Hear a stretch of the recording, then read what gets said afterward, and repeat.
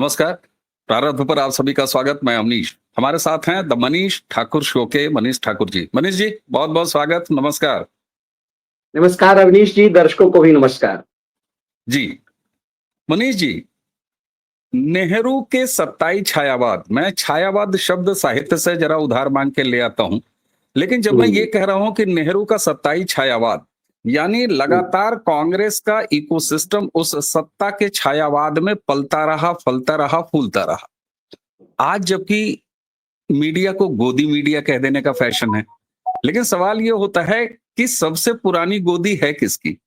और यहां पर अगर देखा जाए, दर्शकों आप भी ध्यान दीजिए, तो कई बार आपको ऐसा होगा कि स्वतंत्र विचारक, पॉलिटिकल एनालिस्ट, कवि, रचनाकार, एनजीओ धारी, सामाजिक कार्यकर्ता, ये एक पूरी लंबी फेहरिस्त है, लेकिन दरअसल ये सारे के सारे कांग्रेसी इकोसिस्टम के पार्ट हैं। और लगातार 6 दशकों तक सत्ता में रहने के बाद कांग्रेस ने एक बड़ा मजबूत नेटवर्क, और तभी कहते हैं कि सरकार आपकी और सिस्टम हमारा।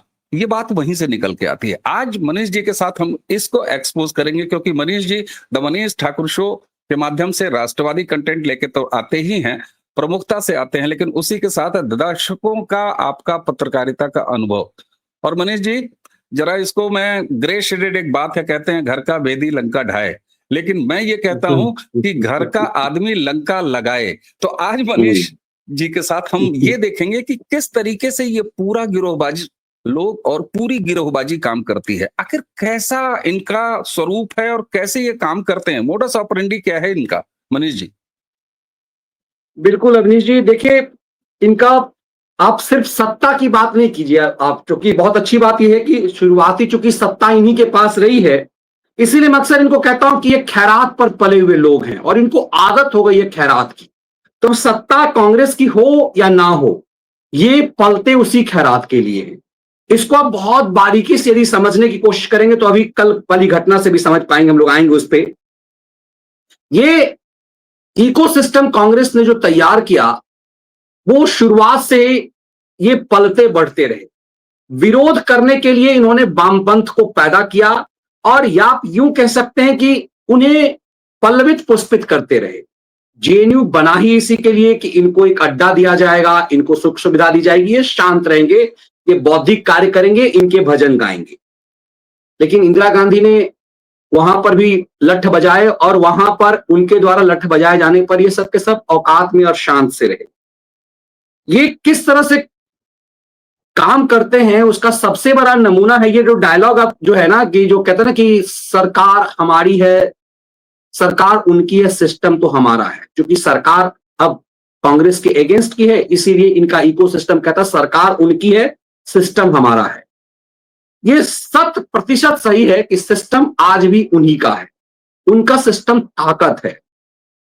आप राष्ट्रवादियों को यदि देखेंगे तो आप इस बात को तय होंगे कि चूंकि इस तरफ हैं तो आप इसे स्वीकार करेंगे कि यहां जो लोग हैं वो इस विचार से काम करते हैं। मेरा मानना है व्यक्तिगत रूप से कि 1-2% ही होगा कि अपने आप को कि मैं प्रथम वर्ष का हूं, जो स्वार्थी किस्म के लोग हैं वो पलटी मार जाते हैं। मैं प्रथम वर्ष किया, द्वितीय वर्ष किया, सत्ता सिस्टम में इधर भी घुस गए, बहुत सारे लोग इधर भी घुस गए हैं, ऐसा नहीं है। लेकिन ज्यादातर जो राष्ट्रवादी पत्रकारिता कर रहे हैं या यूट्यूब पे आज जो आए हुए हैं, जो जर्नलिस्ट नहीं थे फिर भी जो काम कर रहे हैं, उनका उद्देश्य नेशन को लेकर के, राष्ट्र को लेकर। उन्हें किसी मोदी से मतलब नहीं, उन्हें किसी योगी से मतलब नहीं है। उन्हें मतलब इस बात का है कि योगी और मोदी बेहतरीन काम कर रहे हैं, तो इसके जगह पर कोई दैत्य राक्षस ना आ जाए। मेरे दिमाग में भी यही हमेशा रहता है।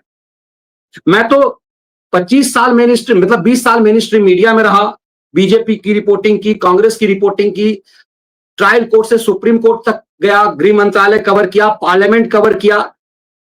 कभी भी दिमाग में इस तरह की चीजें नहीं होती है। हमने देखा है इन सब चीजों को। कांग्रेस की रिपोर्टिंग ने तो मेरी आंखें खोल दी कि क्या होता है सच में। बीजेपी की भी रिपोर्टिंग की, चीजों में आसमान धरती का अंतर है। आज देखिए किसी एक इस तरफ के राष्ट्रवादी किसी पत्रकार के ऊपर, 2 मात्र राज्य हैं कांग्रेस के पास, तेलंगाना, कर्नाटका, और आधा कह लीजिए छोटा सा प्रदेश है हिमाचल प्रदेश भी। लेकिन हिमाचल प्रदेश से पुलिस नहीं आती है, कर्नाटक और तेलंगाना से पुलिस आती है यहां उठाने के लिए। अभी एक मिमिक्री आर्टिस्ट है वो उसने एक मिमिक्री की राहुल गांधी के पैडमैन पे, उसे उठाने के लिए आ गई, कई पत्रकारों को आ गई। मतलब वो आज भी यदि आप उनके खिलाफ करेंगे तो सिर्फ कर्नाटक में है, वो कर लेंगे। लेकिन इनका इकोसिस्टम इतना फरेब गढ़ता है, इतना मक्कारी करता है, इतना झूठ बोलता है, कुछ भी नहीं हुआ। अभी परसों हमने शो किया था, समाप्त परसों ही की, किस तरह से रवीश कुमार, योगेंद्र यादव, इन सब ने कांग्रेस के इकोसिस्टम के साथ जुड़ करके चुनाव आयोग के खिलाफ झूठ फैलाया। इतने दिन ये झूठ फैलाते रहे, सरकार ने इनका कुछ नहीं किया, लेकिन चुनाव आयोग ने इनको फ्रॉड घोषित करके चस्पा लगा दिया। आपने देखा होगा चुनाव आयोग के वेबसाइट पे भी आप जाएंगे, उनके ट्विटर हैंडल पे जाएंगे, चुनाव आयोग कभी इस कदर एक्टिव नहीं रहा, अब की बार जबरदस्त एक्टिव है ज्ञानेश जी के समय में। तो इनकी लंका अब लगाई जा रही है, लेकिन इनका इकोसिस्टम इतना मजबूत है कि एक साथ ही हुआ करना शुरू कर देते हैं। आप एक पत्रकार पे यदि किसी ढंग से सोचिए, एक यूट्यूबर पे कार्रवाई, एएनआई ने उसे स्ट्राइक भेज दिया, एएनआई ने गलत किया, लेकिन स्ट्राइक यदि इस तरफ के किसी लोगों की यदि होती तो एएनआई का कुछ नहीं बिगड़ता। स्ट्राइक एक ऐसे यूट्यूबर को भेज दिया जो थोड़ा बहुत मतलब राष्ट्रवाद सरकार के खिलाफ वीडियो बनाता था, पूरा इकोसिस्टम कूद गया, ये एएनआई को घुटने के बलाए ला दिया उसने। हाईकोर्ट गया, उसने वीडियो तो डिलीट किया, लेकिन एएनआई को जो क्षति पहुंचानी थी उसने पहुंचा दी। अब कहने का मतलब ये कि देखिए कि वो एक आदमी यदि होगा, उनका एक आदमी यूट्यूब पे वो आता है तो पूरा रवीश कुमार एंड गैंग उसके प्रमोशन में आ जाते हैं। आप इस तरफ आप इस सब चीजों को नहीं देखेंगे। आप इसको एक बहुत बानगी से भी हम लोग आगे बढ़ते हैं। अभी देखिए बिहार में जो कुछ भी हो रहा है, ये सबको पता है कि काम बेहतरीन हो रहा है। किसी की नागरिकता नहीं जानी है जो भारतीय है। आपका कुछ भी चेक नहीं होना है, आपको सिर्फ साबित करना है, वो आपको नहीं साबित करना है, चुनाव आयोग के रिकॉर्ड में है कि क्या आपके माता पिता वोटर लिस्ट में थे 2003 में, यदि आप नए वोटर बने हैं तो। यदि 2003 में आपका वोटर लिस्ट में नाम है तो आपको कोई परेशानी नहीं है। क्या गैर भारतीय को वोट देने का अधिकार मिल सकता है? दुनिया में कहीं ऐसा रूल है? ये एकदम से क्लियर है कि आप ये एक तरह से चुनाव आयोग जो कह रहे हैं कि आप अभी क्यों कर रहे हैं, चुनाव आयोग बीच बीच में करता है और संविधान में उसे अधिकार है। उसे रोकने के लिए कांग्रेस पार्टी, आरजेडी, ये सब गिर गई। अब तो आंकड़े आ रहे हैं अवनीश जी कि किस तरह से किशनगंज में, कटिहार में, पूर्णिया में, यदि आपका उधर जाना कभी हुआ है तो सीमांचल इलाका ऐसा है, डेमोग्राफी पूरी तरह से बदल गई है कि आप किशनगंज में तो 90% मुस्लिम है। 90% कहां से आ गए ये कहां से आ गए? और पता चला कि आधार ओवरऑल यदि आप बिहार का देखेंगे तो 94-95% लोगों के पास है। किशनगंज में 136% लोगों के पास की आधार कार्ड है। ये कहां से, मतलब 100 लोग हैं, 136 आधार कार्ड है। कैसे हुआ? ज्यादातर बांग्लादेशी हैं, लेकिन अब उसको इकोसिस्टम से जोड़िए। ये पूरा इकोसिस्टम, पॉलिटिकल पार्टी तो मान लीजिए ठीक है, आरजेडी कर रही है, उसका वोट बैंक चला जाएगा इसलिए कर रही है, कांग्रेस पार्टी कर रही है। ये इकोसिस्टम क्या पढ़े लिखे लोग ये नहीं समझ रहे हैं कि वोट देने का अधिकार भारतीय को ही हो सकता है? आधार आप फर्जी बना लेंगे, आप राशन कार्ड ले लीजिए, चलो कोई बात नहीं, हमारा हक मान, लेकिन आप सरकार हमारी, आप बांग्लादेशी सरकार बनाएगा क्या? कोई बांग्लादेशी हमारी सरकार बनाएगा क्या? कोई रोहिंग्या? हद तो देखिए कि मैं बार बार कहता हूं, मैंने ये एंगल लिया था परसों कि सिंदूर, ऑपरेशन सिंदूर कांड जो हुआ उसने सरकार की आंखें खोल दी। बांग्लादेशी और रोहिंग्या तो ठीक है, पाकिस्तानी आप क्या वोट दे रहा था? कश्मीर में कई पाकिस्तानियों ने कहा कि हमने यहाँ के मुस्लिम महिला से शादी की, हम यहीं रह रहे हैं, हम तो वोट भी 2 बार दे चुके हैं विधानसभा में और लोकसभा में। सोचिए, तब सरकार की आंखें खुली और उसके बाद सरकार ने तय किया कि वोट देने का अधिकार कैसे हो सकता है, और फिर पूरे देश में ड्राइव चला रहा जाए। अब सामने बिहार का चुनाव है, इसलिए बिहार से शुरू हो रहा है। अब नैरेटिव क्या बना रहे हैं? बिहारियों को देश से भगाया जा रहा है। ये नैरेटिव की ताकत है, ये उनकी नैरेटिव बार है कि उनके झूठ, उनके फरेब के साथ वो खड़े होते हैं। इसी को मैं कहता हूं कि खैरात की पत्रकारिता है। बिल्कुल मनीष जी, खैरात की पत्रकारिता। और एक चीज और, ऐसा नहीं है कि हम आप इसको एड्रेस कर रहे हैं या हम ही आप इसको समझने का प्रयास कर रहे हैं। प्रधानमंत्री, हालांकि बहुत सारी चीजों को पहली बार बोला किसी प्रधानमंत्री ने, आप देखिए तो 15 अगस्त को लाल किले की प्राचीर से पहली बार बलूचिस्तान का नाम भी प्रधानमंत्री ने लिया, उससे पहले कभी नहीं लिया। दंगाई कपड़ों से पहचाने जाते हैं। तो नरेंद्र मोदी बहुत सारी ऐसी चीजों को भी एड्रेस करते हैं जिसको इतिहास में नहीं किया। वही नरेंद्र मोदी जी सीधे सीधे खान गैंग उनके मुंह से निकला।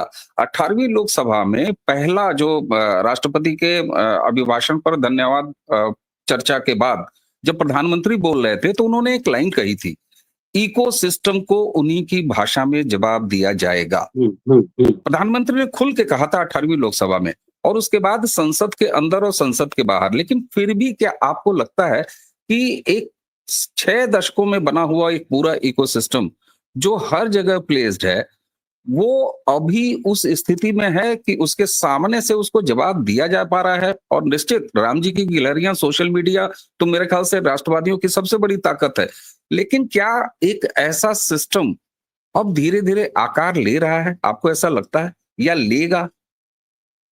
देखिए, आकार तो ले रहा है। मैंने शुरुआत में कही ना बात एक, कि इस तरफ जो लोग हैं राष्ट्रवाद को लेकर के, वो इसलिए हैं कि उन्हें लगता है कि यदि मोदी चला जाएगा तो फिर क्या होगा। उत्तर प्रदेश में एक नई लकीर योगी आदित्यनाथ खींच रहे हैं। आप देखिए ना कि जलालुद्दीन के साथ जो हुआ है, क्या योगी के अलावा बीजेपी का ही कोई दूसरा मुख्यमंत्री करने की हिम्मत कर सकता था क्या? क्यों इतने राज्यों में बीजेपी की सरकार है, सिर्फ योगी नायक क्यों है? अपने कर्म से वो नायक बनते जा रहे हैं। ठीक इसी ढंग से जैसे गुजरात में हुआ, एक गुजराती को बिहारियों ने स्वीकार कर लिया, वो गुजरात से ज्यादा बिहार के नायक में नायक बन गए। उन्होंने लकीर इतनी बड़ी खींच दी, पहले गुजरात को सजा करके संभाला। ऐसा नहीं, योगी आदित्यनाथ ने गुजरात तो कह सकते हैं कि भैया हमेशा से एक समृद्ध स्टेट रहा है, यूपी और बिहार तो बीमारू प्रदेश कहा जाता रहा, अपमान झेलता रहा यूपी और बिहार। सत्ता सरकार तो बनाता रहा, प्रधानमंत्री पैदा करता रहा यूपी, लेकिन यूपी का जितना शोषण हुआ, यूपी को जिस तरह से तुष्टीकरण से बर्बाद किया गया, जितनी तबाही यूपी बिहार की हुई, बाहर कहने के लिए करें यूपी वाले तो सीधे प्रधानमंत्री बन जाते हैं। अब अपने प्रधानमंत्री वाले जो अभी भी वाले हैं वो भी यूपी वाले ही हैं, वाराणसी से आकर के प्रधानमंत्री बने। तो नेहरू से लेकर के, भले ही नेहरू कश्मीरी थे, लेकिन खैर ठोका तो इलाहाबादी ही गया ना उन्हें। उसके बाद तो पूरा यूपी हर चुनाव लड़ने वाला प्रधानमंत्री जो है यूपी से रहा, एक आध को छोड़ करके। अब सवाल यह है कि यूपी योगी आदित्यनाथ ने यूपी को पहले की छवि सजा संवार दी, जिसको कहते हैं ना कि भैया आप समंदर हमारे पास नहीं है, बिहार को समंदर नहीं इसीलिए डेवलप स्टेट नहीं है, यूपी ने उसको भी टाल दिया। दिख रहा है कि यूपी कैसे बदला। प्रशासनिक स्तर पे मैं नोएडा में रह करके महसूस करता हूं कि जब मैं दिल्ली से गाजियाबाद आता था एक समय में, तो फील होता था कि मेरी गाड़ी के पीछे रात की ऑफिस से 11 बजे देर रात ड्यूटी से लौटता था तो कई बार फील होता था कि बाइकर्स पीछा कर रहे हैं। ऐसा हुआ भी है, लेकिन आज दावे के साथ कह सकते हैं कि इस तरह की हिम्मत करने वालों की संख्या ना के बराबर है। ये बदला है योगी ने, और जब योगी ये बदलते हैं तो फिर लोगों को एहसास होता है, जैसे मोदी ने बदला कि नहीं हमारा अगला नायक योगी जैसा होगा। सौभाग्य है कि मोदी जैसा नायक आपके पास है। और ये इसलिए नहीं है कि भैया हमारी जाति से नरेंद्र मोदी आते हैं। लोग यहाँ पे क्या है, हमारी जात, हमारा और आपका तो कोई जाति से उनसे कोई लेना देना नहीं है, स्टेट से कोई लेना देना नहीं है, भाषा से उनसे हमारा कोई लेना देना नहीं है। हमें लगता है कि वो एक नेशन के लिए कुछ कर रहा है। अब मैं क्यों ये बात कह रहा हूं, क्योंकि इस तरह का जो इकोसिस्टम है इस तरह से सोचता है। यदि इसको भी इकोसिस्टम यदि मानिए, दूसरी तरफ क्या है, वो खैरात का खेल करते हैं।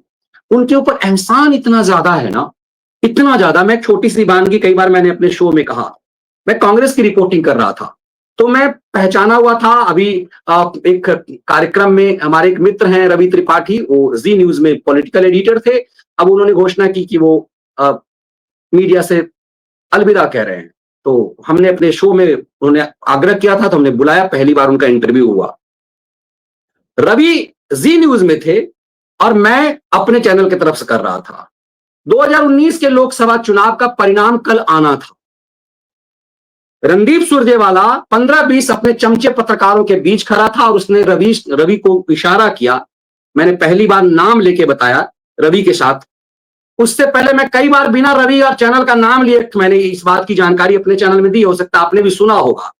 रवि को उसने बुलाया, रणदीप सुरजेवाला बोला इधर आओ, कल से तुम्हारा चैनल कर दूंगा बंद, कल आ रहा चुनाव परिणाम, मैं बनूंगा देश का सूचना एवं प्रसारण मंत्री और तुम्हारा चैनल हो जाएगा बंद, तुम लोग घूमोगे खलियार। ये दर्जन भर पत्रकारों के बीच कहा और रवि को मैंने पब्लिकली इस स्वीकृति दिलाई रवि से, क्योंकि मैं अपने चैनल में 6-7 बार बता चुका था। ये मैं क्यों सुना रहा हूं, अहंकार देखिए। वो सूचना एवं प्रसारण मंत्री बनेगा, वो एक ऐसा व्यक्ति जो 4 बार हरियाणा के विधानसभा चुनाव में पीछे से फर्स्ट कर चुका हुआ है। लगातार 2 चुनाव में 3 बार, मतलब 3-3 महीने में 2 चुनाव में उसे खड़ा किया गया, दोनों बार फेल हो गया, इसलिए क्योंकि वो चमचा राहुल गांधी का है, इसीलिए उसे लगा कि सूचना प्रसारण मंत्री बनेगा। सोचिए 2019 के चुनाव में 44 सीट पे कांग्रेस अटक गई और उसका अहंकार क्या था, वो सत्ता और सरकार लाएगा और ऐसा करेगा। तो उसमें एक चमचा पत्रकार था, आजकल वो यूट्यूब पे घूम रहा है, एक्सपर्ट बन के घूम रहा है। उसने कहा sir sir sir sir sir सही में सर अपनी सरकार बन जाएगी क्या? मैंने उसे जबरदस्त डांटा, इसलिए डांटा क्योंकि कांग्रेस में तो प्रभावशाली था, लेकिन जब वो सुप्रीम कोर्ट आता था तो सुप्रीम कोर्ट और कोर्ट रिपोर्टिंग में अपना ठीक ठाक अपनी पहचान थी।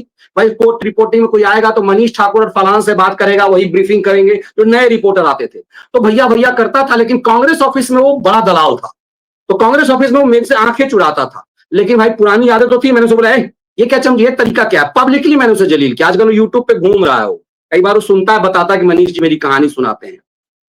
वो चमचागिरी क्या था, क्योंकि उसे एक चैनल में नौकरी रणदीप सुरजेवाला ने दिलवाया था, जिस चैनल में वो काम कर रहा था। अब यदि सरकार चली जाएगी तो उसकी नौकरी चली जाएगी, एक बानगी ये है। दूसरा, एक बड़ा चैनल है आज तक और एनडीटीवी से उसको निकाला गया, मतलब वो कांग्रेस की रिपोर्टिंग कर रहा था। कंफ्यूजन में इसलिए दोनों का नाम ले रहा हूं ताकि नाम क्लियर ना हो। उसकी नौकरी चली गई, वो कांग्रेस का सेवादार पत्रकार था और मेरी पहचान ये थी। रणदीप सुरजेवाला को मैंने वहीं, जब रवि को उसने जलील किया तो मैंने उससे कहा, रणदीप सुरजेवाला से, रणदीप जी 9 बार राहुल जी की प्रेस कॉन्फ्रेंस हुई, मैं फ्रंट में बैठता था, मैंने 9 बार में 100 बार हाथ उठाया, आपने मुझसे राहुल जी से सवाल नहीं करने दिया। रणदीप सुरजेवाला मुझे जवाब नहीं दिया, 7, 8, 10 मिनट बाद उसने हवा में जवाब दिया, अपने लोगों के सवाल खत्म हो तब तो गैरों के सवाल लिए जाएं। मैंने रवि से ये कंफर्म कराया, रवि याद है ना, इस रणदीप ने बोला था, तो ये पब्लिकली बोल रहा हूं और रवि से मैंने कंफर्म पब्लिक चैनल पे करा दिया। वो वीडियो हमारे चैनल पे है, लोग देख सकते हैं रवि त्रिपाठी के साथ। मतलब देखिए कि कैसे पालते हैं। और ये क्या कहते हैं, भाजपा के पत्रकार, सोचिए उसने क्या कहा, अपने लोगों के सवाल खत्म हो तब तो। और दूसरी बात समझिए, अहमद पटेल आज नहीं है, उसी पत्रकार ने जो जिसकी नौकरी चली गई थी, सब लोग ये हुआ, मुझे मेरा एक बहुत क्लोज जर्नलिस्ट था जो खेमे में था, उसने मुझे कहा मनीष, वो इंडिया टीवी में काम करता था, अब बिहार चला गया यहां से, उसने कहा मनीष तुम्हारी पहचान हो गई है, तुम्हें खबर नहीं मिलेगी, एक जर्नलिस्ट रिपोर्टर हो, कांग्रेस से खबर कैसे मिलेगी, तो तुम क्या करो कि किसी केबिन में जब जा रहे हो ना हम लोग, तो मेरा कंधा पकड़ लो और ऐसे करके घुस जाएंगे। तो उसमें सेलेक्टिव लोग घुसते हैं, 8-10 लोग, अहमद पटेल के खास लोग घुसे। अहमद पटेल का ये अनुभव आपको सिर्फ कांग्रेस की पत्रकारिता में हो सकता है, आपको अनुभव हो ही नहीं सकता जीवन में। आपने यदि कांग्रेस की रिपोर्टिंग नहीं की है तो आप पत्रकारिता सही मायने में समझ नहीं पाए। मैं भी नहीं समझ पाता, 19 साल मेरी पत्रकारिता बिना कांग्रेस को कवर करे बीती हुई थी, मैं भी खाली हुई। यदि पत्रकारिता का काला अध्याय, ये किताब मैं नहीं लिख पाता यदि मैं कांग्रेस की रिपोर्टिंग नहीं करता। 19 साल मेरी कोर्ट तमाम चीजों की रिपोर्टिंग, बार भी कहता हूं, कांग्रेस की पत्रकारिता नहीं करता तो मैं नहीं करता। जब मैं उस कैबिन में बैठा, मैंने देखा अहमद पटेल का जो टेबल है, टेबल के पीछे सोनिया गांधी और राजीव गांधी की शादी की तस्वीर। आप अपनी शादी की तस्वीर, आपकी शादी की तस्वीर को हम अपने कमरे में क्यों लगाएंगे? आपका भाई क्यों लगाएगा? आपका सेवादार भी क्यों लगाएगा? ये चमचागिरी का चरम है। और एक मुसलमान व्यक्ति राजीव गांधी और सोनिया गांधी के बरमाला की तस्वीर अपने टेबल पर रखे हुए है, राजीव गांधी की मूर्ति अपने टेबल पर रखे हुए, तब आप समझ सकते हैं कि क्यों सोनिया गांधी का सबसे भरोसेमंद अहमद पटेल को आंख मूंद कर क्यों भरोसा करते थे। उस अहमद पटेल का सुनिए, वहां चर्चा हुई कि अच्छा पता चला आजकल जो है नौकरी जो है अपने लोगों की जा रही है, फलाना की ऐसा करते हैं। वहीं से फोन गया एक व्यापारी को और उसके बाद ये चीजें होती है, फिक्स हो गई सैलरी। ये सब तब जब 10 साल से कांग्रेस सत्ता से बाहर है। अब आपको ये जवाब मिल गया पूरा कंक्लूड कि क्यों वो सेवादार हो, क्यों इकोसिस्टम मजबूत है। आज यदि इधर से वो कोई यदि फैक्ट बता रहा है और एक शब्द यदि उसने सोनिया गांधी के खिलाफ बोल दिया, अरे साहब अर्नब गोस्वामी तो खुद को बचा नहीं पाया, तो दूसरा आदमी क्या बचा पाएगा? अर्नब गोस्वामी को इन्होंने जेल इसलिए डाल दिया कि उसने एंटेनियो माइनो कह दिया। तो छोटे मोटे पत्रकारों की क्या औकात है कि यदि वो सोनिया गांधी और राहुल गांधी के खिलाफ यदि उनका वीडियो किसी ने देख लिया तो कर्नाटक से नोटिस नहीं आ जाएगा, लेकिन उनका देखिए।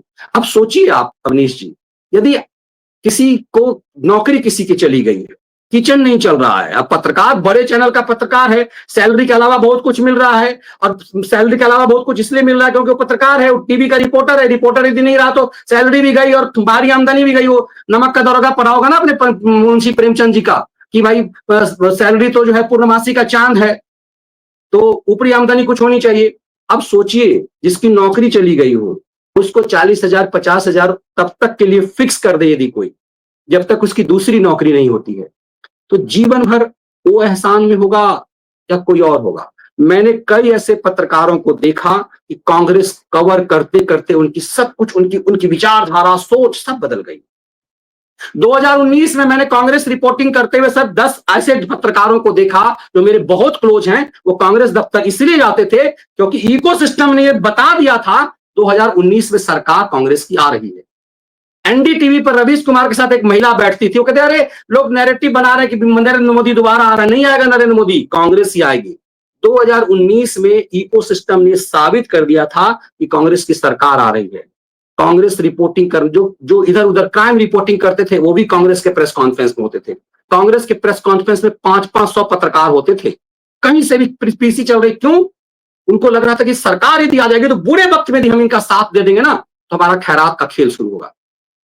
इस पे लोग ध्यान ही नहीं दे रहे कि इकोसिस्टम क्यों मजबूत है। इकोसिस्टम इसलिए मजबूत है, मैं ऐसा नहीं कह रहा कि सरकार को ऐसा करना चाहिए, कतई नहीं करनी चाहिए, लेकिन आप सामने कतई नहीं करनी चाहिए। मैं तो इस पब्लिक मंच से बार बार कहता हूं कि मुझे, मेरे कई साथियों को लगता था कि भैया सरकार है नरेंद्र मोदी के लिए बैटिंग करते हैं नरेंद्र मनीष ठाकुर, तो बहुत फायदा होता।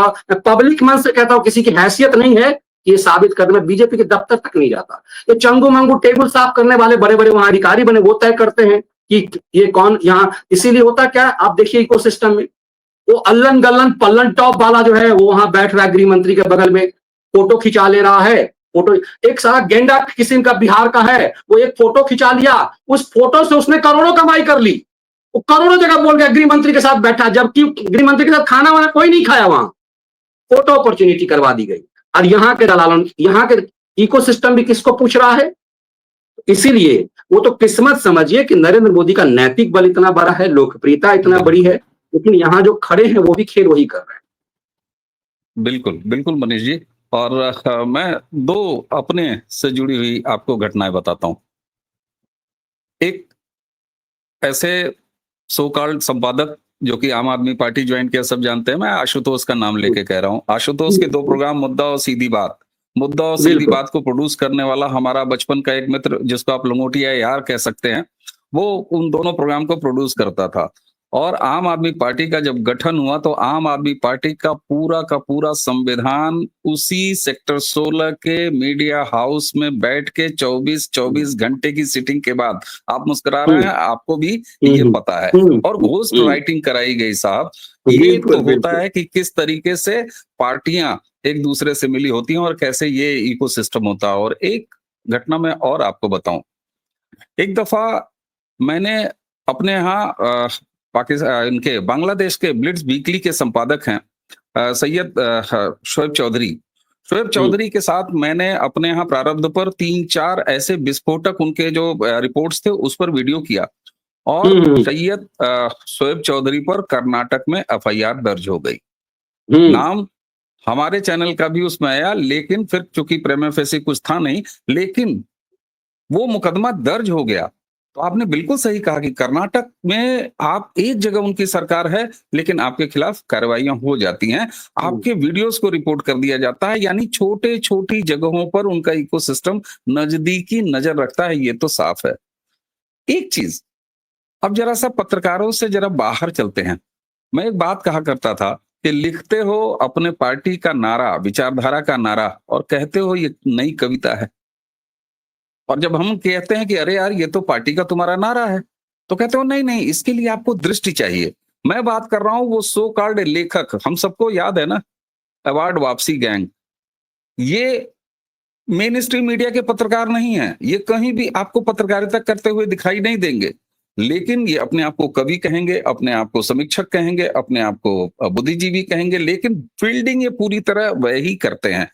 ये जो लेन देन का सिस्टम जिसको मैंने छायावाद शुरू में कहा था, ये एक ऐसा सिस्टम है कि सरकार किसी की भी आ जाए वो उस जगह पर रहते ही रहते हैं।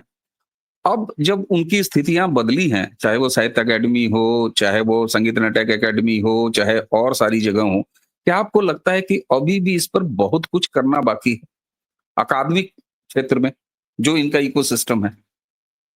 बिल्कुल बहुत कुछ करने की जरूरत है। और मुझे लगता है कि शायद प्रधानमंत्री मोदी की स्ट्रेटजी रही होगी कि सलीके से निपटाना है, क्योंकि जिस तरह से चरण सिंह बहुत जल्दबाजी में थे इंदिरा जी को जेल भेजने का, तो बैक बाउंस हुआ। मैं बहुत विस्तार हो जाए, कभी दूसरे दिन पॉलिटिकल चीजों को समझेंगे कि भाई कई बार प्रोग्राम में सतीश जी नाराज हो जाते थे कि राहुल गांधी को नागरिकता मामले में जेल क्यों नहीं भेजा। मेरा बड़ा धैर्य रहा कि राहुल गांधी को सरकार बहुत सलीके से निपटा रही है। कभी इस पे चर्चा कभी बाद में करेंगे। आप कह रहे हैं कि लेखकों को, बुद्धिजीवियों को सो कॉल्ड, इसके उदाहरण सबसे बेहतरीन आपको वो सलीम यादव है, जिसको मैं गंधौर यादव कहता हूं। कभी नहाता धोता है नहीं वो।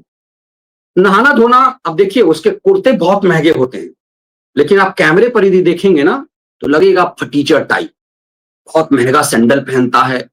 इंडिया इंटरनेशनल सेंटर में अयासी का जीवन था इन लोगों का। और पहली बार हुआ है कि आपने कहा ना कि सरकार किसी की भी हो, इनकी चलती है। वाजपेयी जी की भी सरकार थी तो विनोद शर्मा मौज लेता था, योगेंद्र यादव मौज लेता था। ये जब बस गई ना लाहौर प्रधानमंत्री अटल जी के साथ, इस सब के सब गए थे। अब आप जरा सा इसको ऐसे समझ लीजिए, बहुत विस्तार में जाने की जरूरत नहीं है। जी। योगेंद्र यादव सोनिया गांधी के किचन कैबिनेट का सदस्य था। बाकी कौन थे? बाकी लोग वो जो हर्षमंदर, सब अरुणा राय, इन लोगों को छोड़ दीजिए, सब उसी कैटेगरी में है। लेकिन आप समझने के लिए योगेंद्र यादव, क्योंकि एक चेहरा, प्रधानमंत्री ने उसे कहा आंदोलन जीवी, नाम नहीं लिया, लेकिन चोट जहां मारा उसे वो खुद ही बोलने लगा कि भाई मुझे कह रहे प्रधानमंत्री आंदोलन जीवी। चोर है ना कि चोर। प्रधानमंत्री ने तो नाम नहीं लिया था, उसने खुद कहा मुझे बोल रहे आंदोलन जीवी, मैं आंदोलन जीवी हूं। अब सोचिए, वो सोनिया के, मैं बार बार कहता हूं इस पर कभी चर्चा नहीं होती है। योगेंद्र यादव सोनिया गांधी के किचन कैबिनेट का मेंबर था, और सोनिया की मनमोहनी सरकार थी, जिसका किचन कैबिनेट, सोनिया की जो कैबिनेट थी, चाहे अरुणा राय हो, हर्षमंदर हो, ये योगेंद्र यादव हो, जो एक दर्जन लोग थे, वो सरकार के मंत्री से ज्यादा प्रभावशाली। अन्ना आंदोलन जब हुआ तो वही योगेंद्र यादव उस मंच पे दिखाई देता है और वो लीड करने लगता है। बाद में अरविंद जैसे घाघ के पास तो ऐसे लोगों की चलनी नहीं थी, इसकी दुकान बहुत दिनों तक नहीं चल पाई। ये कुछ सुपरमेसी चाहता था, नहीं चल पाई।